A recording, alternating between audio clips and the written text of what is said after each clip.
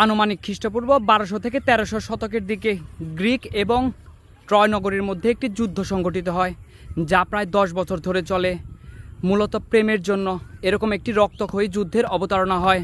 Troy নগরীর বাসিন্দারা তারা তাদের শহর নিয়ে অনেক গর্ব করত। যখন গ্রিক সৈন্যরা ট্রয় নগরী দখল করতে আসে, যুদ্ধ করতে আসে, তখন তারা ট্রয় নগরীর সুরক্ষা দেয়াল ভেদ করতে পারে না। তখন তারা একটি পরিকল্পনা করে। তারা একটি বিশাল কাঠের ঘোড়া তৈরি করে, যেখানে তাদের সৈন্যরা লুকিয়েছিল। আর ট্রয় নগরীর বাসিন্দারা মনে করে এটা তাদের বিজয়ের প্রতীক, তাই তারা তাদের শহরের ভেতরে এই ঘোড়াটাকে নিয়ে যায় এবং বিজয় উল্লাস শুরু করে দেয়।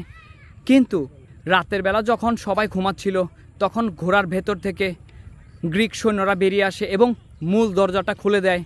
তখন গ্রিক সৈন্যরা দলে দলে শহরের ভেতরে প্রবেশ করে এবং শহরটাকে একদম ধ্বংস করে দেয়। সুলতান সহ শহরের বড় বড় নেতাদের হত্যা করে।